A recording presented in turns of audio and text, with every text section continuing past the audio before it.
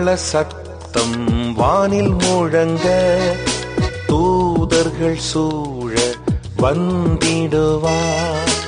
எக்காள சத்தம் வானில் முழங்க தூதர்கள் சூழ வந்திடுவார். ஆவலுடன் நாம் காத்திருப்போம், அவர் வருகை நாளிதுவே. ஆவலுடன் நாம் காத்திருப்போம், அவர் வருகை நாளிதுவே. இயேசுவின் வருகை நெருங்கிடுதே, அவர் சொன்ன வார்த்தைகள் நிறைவேறுதே. ஆண்டவராகிய இயேசு நாமம் மகிமைப்படுவதாக. கடைசி கால சீயோன் ஊழியங்கள் மூலமாக இந்த கால வேளையில சீயோன் மலை நிகழ்ச்சிகளிலே உங்களை சந்திப்பதிலே மகிழ்ச்சி அடைகிறேன். ஏசாயாவின் புத்தகம் 29ஆம் அதிகாரம் அதனுடைய 14ஆம் வசனத்தை இன்றைக்கு நாம் கருப்பொருளாக எடுத்து என்னுடைய வார்த்தையை கவனிப்போம். ஆதலால் இதோ நான் அற்புதமும் ஆச்சரியமான பிரகாரமாக இந்த ஜனங்களுக்குள்ளே ஒரு அதிசயத்தை செய்வேன். இதில் 2 பகுதிகள் இந்த வசனங்களில் இருந்தாலும் முதல் பகுதி வார்த்தைகள் நம்மை தைரியப்படுத்துகிறதாக இருக்கிறது. இந்த 29ஆம் அதிகாரத்தில் 2 பகுதி மக்களை பார்க்கிறோம். 2 விதமான ஆசீர்வாதங்களையும் சாபங்களையும் பார்க்கிறோம். ஆனால் ஆண்டவருடைய பிள்ளைகளாகிய நாம் ஆண்டவர்கள் இல்லாவிட்டால் என்ன நடக்கும் என்பதையும் இந்த வேத பகுதியிலே பார்க்கிறோம். ஆண்டவருக்குள் இருந்தால் என்ன நடக்கும் என்பதையும் இந்த வேத பகுதியிலே பார்க்கிறோம். அரியேல் என்றால் எருசலேம் என்பது பொருள். எருசலேம் என்றால் சிங்கம் என்று, ஆண்டுடைய சிங்கம் என்று அர்த்தம் கொள்கிற வார்த்தையோடு ஒப்பிடப்பட்டிருக்கிறது. இந்த அரியேல் என்கிற இந்த எருசலேம் ஆண்டவருக்குள்ளாக இல்லாததினாலே ஏற்பட்ட பாதிப்பை இந்த அதிகாரத்திலே பார்க்கிறோம். ஆனால் ஆண்டவருக்குள் இருக்கும்போது அவளுக்கு என்ன நடக்கும்? அற்புதமும் ஆச்சரிய பிரகாரமாக ஒரு அதிசயத்தை செய்வேன். ஆண்டவர் எல்லாரும் ஆச்சரியப்படும்படியான ஒரு அற்புதத்தை, எல்லாரும் அதிசயிக்கத்தக்க ஒரு காரியத்தை அவருடைய பிள்ளைகளாக நமக்குள்ளே செய்ய வேண்டும் என்று இந்த கால வேளையிலே ஆண்டவர் விரும்புகிறார். நாம் அவருடைய பிள்ளைகளாக இருக்கும்போது நம் வாழ்க்கையிலே உண்மையாகவே இடுக்கம் துக்கங்கள் உண்டாவது உண்டு. இடுக்கமான சூழ்நிலைகள், துக்கமான சூழ்நிலைகள் நம் வாழ்க்கையிலே நாம் சந்திக்க வேண்டிய நிலைமைகள் நம் வாழ்க்கையில் வரலாம். ஏசாயாவின் புத்தகம் 29:2 இடுக்கம் ஆம் சலிப்பு உண்டாகும் என்று சொல்லப்பட்டிருக்கிறது. இடுக்கம் துக்கம் உண்டாகிற நிலைமைகள் ஆமருமையான இடுக்கம் என்று சொல்லும்போது யாரும் விடுவிக்க முடியாத, உதவி செய்ய முடியாத நிலைமை. யாக்கோபுக்கு இக்கட்டு காலம் என்று சொல்வது போல யாராலும் நம்ம காப்பாற்ற முடியாது, யாரும் நமக்கு உதவி செய்ய முடியாது. நம்ம ஒருவரே பாதிக்கப்பட்டு, ஒருவரே கலங்கி, ஒருவரே கண்ணீர் வடிக்கிற நிலைமைகள் உண்டு. ஆனால் அப்படிப்பட்ட வருத்தம், வேதனை, கண்ணீர் நம் வாழ்க்கையில் இன்றைக்கு காணப்படலாம். பயப்படாதிருங்கள். அற்புதமும் ஆச்சரிய பிரகாரமான ஒரு காரியத்தை ஆண்டவர் நமக்கு செய்ய இந்த கால வேளையிலே இடுக்கம் துக்கங்களை நீக்க அவரால் முடியும். 3ஆம் வசனத்திலே உன்னை சூழப்பாளையை மருங்கி என்று சொல்லப்பட்டிருக்கிறது. முற்றுகை போடப்பட்ட, கொத்தளம் போடப்பட்ட எதிர்ப்புகள், யுத்த சேனை எல்லா திசையிலும் இருக்கிற விலகி போகாத பிரச்சனை. ஏதோ கொஞ்ச நாள் இருக்கும், பிரச்சனை நீங்கும். இது அப்படி அல்ல. பிரச்சனை தான் வாழ்க்கையாக மாறிவிடுகிறது.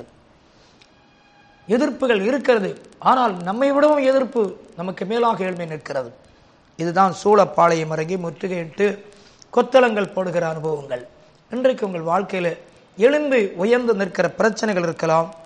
பிரச்சனை விலகுமா என்று காத்திருந்தால் அது விலகவே மாட்டேன் என்று சொல்லுகிறது. அப்படிப்பட்ட காரியங்கள் நின்று கொண்டிருக்கலாம். யுத்த சேனைகள் உங்களை சூழ்ந்து எதிர்ப்பு கொடுத்து கொண்டிருக்கலாம். பயப்படாதிருங்கள்.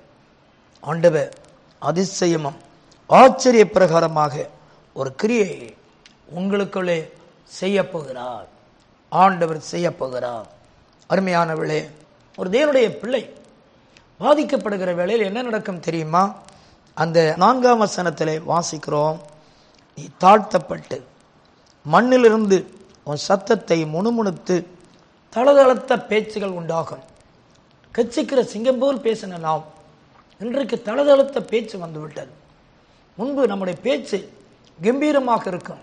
எப்ராயிம் பேசின போது பயம் உண்டாயிற்று என்று ஓசியாவிலே வாசிக்கிறது போல நம்முடைய பேச்சு அவ்வளவு கம்பீரமாக இருந்தது. என்னை தளதளத்து போன பேச்சு சபை நடுவிலே, பொதுமக்கள் மத்தியிலே, நம்மை நேசிக்கிற மத்தியிலே நம்முடைய பேச்சு ஓய்ந்து போனது. உண்மையாகவே ஒரு தேவனுடைய பிள்ளையை சந்திக்கும் போது அது மிகவும் வேதனையான ஒன்றாக இருக்கும். ஒருவேளை உங்கள் வாழ்க்கையிலே இன்றைக்கு உங்கள் பேச்சு அடங்கி பாதிக்கப்பட்டிருப்பீர்கள். ஆனால் கண்ணீர் விடாதிருங்கள், யாரையும் கோபப்படாதிருங்கள், பொறுமையாக இருங்கள். இந்த ஏசாயா 29ஆம் அதிகாரத்திலே அரியலே அரியலே என்று சொன்ன ஆண்டவர், எருசலேமே எருசலேமே, கர்த்தருடைய சிங்கம் போன்ற எருசலேமே என்று கூப்பிடுகிற ஆண்டவர் நம்மை பார்த்து தளதளத்து போன பேச்சு, பாதிக்கப்பட்டவனுடைய குரல், அதனால் ஏற்பட்ட இழப்புகள், அதனால் நீ பாதிக்கப்பட்ட கண்ணீர் இன்றைக்கு ஆண்டவர் கண்ணோக்கி பார்க்கிறார். 10ஆம் வசனத்திலே ஒரு நாள் நன்றாக ஜெபித்தோம், ஆனால் இப்பொழுது கனநித்திரையின் ஆவி, எப்பவும் பார்த்தாலும் தூங்கணும் போல் இருக்கு, எப்பவும் வாழ்க்கையிலே தெளிவற்ற நிலைமை, சோர்வுகள், மன சஞ்சலங்கள். இன்றைக்கு ஆண்டவர் தளதளத்த பேச்சோடு எதிர்ப்புகள் வானம் மட்டும் எட்டி நிற்கிற, யாரும் காப்பாற்ற முடியாத இடுக்கங்களோடு இருக்கிற ஒரு தேவ பிள்ளை, ஜெபிக்க முடியாத கனநித்திரையின் ஆவி. பிரசங்கம் பண்ணுகிறோம், ஊழியம் செய்கிறோம், ஆண்டவருடைய காரியத்தில் வைராக்கியமா இருக்கிறோம், ஜெபிக்க வேண்டும் அல்லவா? ஜெபத்தை குறித்து வேதத்திலே நீங்கள் வாசிக்கும் போது எப்படி சர்வாங்க தகன பலியினுடைய பலிபீடத்திலே அக்கினி ராத்திரியும் பகலும் எரியுமோ, அதுபோல அவருடைய பிள்ளைகளாகிய நம்முடைய அக்கினி அவியாமல் ஜெபித்துக் கொண்டே இருக்க வேண்டும், ஆண்டவர் துதித்துக் கொண்டே இருக்க வேண்டும். இன்றைக்கு ஜெபிக்க மனம் இருக்கிறதா? ஜெபிக்க நேரம் ஒதுக்க முடிகிறதா? ஆண்டவர் அக்காலத்தில் தேடுகிறோமா?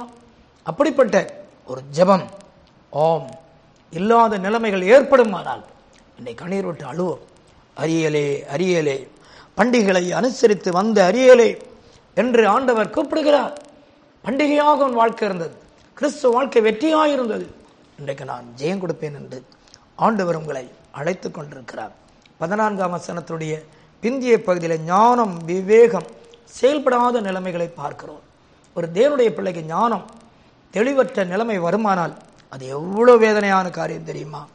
இன்றைக்கு அப்படிப்பட்ட காரியங்கள் உங்கள் வாழ்க்கையில் வருமானால், அது வந்திருக்குமானால் ஆண்டவர் சொல்லுகிறார், அற்புதமும் ஆச்சரிய பிரகாரமாக உங்களுக்குள்ளே ஒரு அதிசயத்தை செய்வேன். 21ஆம் வசனத்திலே ஒரு வார்த்தை நிமித்தம் மனிதனை குற்றப்படுத்தினவர்கள், நீ பேசின வார்த்தை வைத்து உன்னை பாதிக்க பண்ணி உன்னை நியாய வாசலிலே உன்னை அலட்சியப்படுத்தினவர்கள் வெட்கப்படுவார்கள். அருமையானே, பரிசுத்தவான்களை வார்த்தை வைத்து குற்றம் கண்டுபிடிக்காதே. உன் பெற்றோர் பேசுகிற வார்த்தை வைத்து குற்றம் கண்டுபிடிக்காதே. உன் வாழ்க்கையிலே மேலதிகாரி பேசுகிற வார்த்தை வைத்து குற்றம் கண்டுபிடித்து வாழ்க்கையில வேலையை விட்டு விடாதே. சோதனை நேரங்களிலே சாத்தான் யாரையும் ஏவுவான். தாவீதை ஏவினதனாலே யோபப்படத்தில் சொன்னான், ஜனங்களை எண்ண சொன்னான். சத்ருவானவன் கூட சில வார்த்தைகளை பேசும்படி வைப்பான். யோபு பெரிய பரிசுத்தவான் மனைவி தேவனை தூசத்தை ஜீவனை விடு என்று சொன்ன வார்த்தைகள், அதே மனைவியோடு வாழ்ந்து அதே மனைவி மூலம் இன்னும் 10 பிள்ளைகளை பெற்றெடுத்தார். நீ என்னை மன்னிக்க முடியாமல் ஒரு வார்த்தையை வைத்து வைராக்கியமாக நின்று கொண்டிருக்கிற உன் பகுதியை இன்றைக்கு மாற்றும்படி ஆண்டவர் அழைக்கிறார். ஒரு வார்த்தை நிமித்தம் குற்றம் கண்டுபிடித்த நிலைமைகள் மாறி ஆச்சரியப்படும்படியாக அற்புதம் காணும்படியாக ஆண்டவர் கிரியைகளை செய்வார். இன்றைக்கு அந்த காலை வேளையிலே ஏதோ ஒரு வார்த்தையினால் பாதிக்கப்பட்டு ஆண்டவருடைய காரியங்களிலே நீங்கள் கண்ணீரோடு காணப்படுவீர்களானால் கர்த்தர் சொல்லுகிறார், எந்த வார்த்தை உன்னை பாதிக்க பண்ணியதோ அந்த வார்த்தையை கர்த்தர் மாற்றி ஆசீர்வாதமாக மாற்றப் போகிறார். வேத புத்தகத்தில் 21ஆம் வசனத்தில் நியாயமாக பேசி செயல்படும் போது வரும் எதிர்ப்பை நீக்குவார். நீ கடிந்து கொண்டது நிமித்தமாய், தவறை உணர்த்த நிமித்தமாய் உன்னை குற்றப்படுத்தினவர்கள் அந்த காரியங்களை உணர்ந்து கொள்ளுவார்கள். நியாயம் நீதிக்கு ஆண்டவர் பலனை கொடுப்பார். சத்தியம் வானத்திலிருந்து முளைக்கும், நீதி வானத்திலிருந்து தாழ பார்க்கும், சத்தியம் பூமியிலிருந்து முளைக்கும். கர்த்தர் உன் வாழ்க்கையில் நியாயமாக பேசி செயல்படும் போது வந்த எதிர்ப்பை நீக்கி நீதி நியாயத்தை உண்டாக்கி ஆண்டவர் கனமடுவார். முடிவாக நம்முடைய ஸ்தானத்தை மாற்ற வேண்டும், நீக்க வேண்டும் என்று நினைத்தவர்கள் 21ஆம் வசனத்திலே ஆண்டவர் சொல்லுகிறார், அப்படிப்பட்ட நம்முடைய ஸ்தானத்தை நீக்க நினைத்தவர்கள் அவர்கள் நீங்கி போவார்கள். நம்முடைய ஸ்தானத்தை மறுதனால் நீக்க முடியாது. நம்மை உறுதிப்படுத்தின ஆண்டவர் நம்மை கனம் பண்ணுவார். அருமையானவர்களே, இன்றைக்கு உங்கள் ஸ்தானத்தை உங்களை விட்டு அகற்ற வேண்டும் என்று விரும்பினவர்கள் இருக்கலாம். கவலைப்படாதிருங்கள், மறுபடியும் ஸ்திரப்படுத்துவார். அதிசயம் ஆச்சரியப்படும்படியான ஒரு கிரியை செய்ய இன்றைக்கு ஆண்டவர் நோக்கி பார்ப்போமா? சோதனையாக இருந்தால் பொறுமையோடு இருங்கள். குறைகள் இருக்குமானால் உணர்ந்து ஜெபியுங்கள். கர்த்தர் ஒரு ஜெப வல்லமையை கொடுப்பார். ஆண்டவர் உங்களுக்கு செழிப்பை கொடுப்பார். ஆண்டவர் உங்கள் எல்லா ஒரு வார்த்தையை நிமித்தம் குற்றப்படுத்தினவர்களை விளக்குவார். தெளிவாக அறிந்து கொள்ள தைரியப்படுத்துவார். உங்கள் வாழ்க்கையிலே இன்றைக்கு சாட்சியாகும் ஸ்தானத்தை உறுதிப்படுத்தி கனம் பண்ணுவார். ஜெபிப்போம். ஆண்டவரே, அதிசயமும் ஆச்சரியப்படும்படியான ஒரு காரியத்தை செய்வேன்னு சொன்னீங்க. இன்றைக்கு அது வேண்டும் என்று விரும்பி காத்திருக்கிற நம்முடைய பிள்ளைகள் மேல் ஒரு செழிப்பையும் ஆண்டவரே அவருடைய வாழ்க்கையிலே ஒரு அதிசயத்தை நீ செய்யும். அவர்கள் இன்றைக்கு எந்தெந்த காரியத்தில் பாதிக்கப்பட்டார்களோ அங்கே ஒரு அதிசயம் நடக்கட்டும், ஒரு அற்புதம் நடக்கட்டும். ஆண்டவரே, அரியேல் என்று சொன்னால் கர்த்தருடைய சிங்கம் போன்று தைரியமாய் நின்ற பிள்ளைகள், பேசின பிள்ளைகள், கர்ச்சித்தவர்களுடைய குரல் ஆண்டவரே அமர்ந்து விட்டது. மறுபடியும் எழுப்புவேன் என்று சொல்லுகிறேன். மறுபடியும் ஜெப வல்லமை இறங்கும் என்று சொல்லுகிறேன். பிள்ளைகளை ஆசீர்வதி. இவர்கள் வாழ்க்கையில் ஒரு அற்புதம் நடக்கட்டும். நோய்கள், பிரச்சனைகள், சாத்துடைய கிரியைகளால் பாதிக்கப்பட்டவர்களை விடுதலையாக்கும். ஆசீர்வதியும்.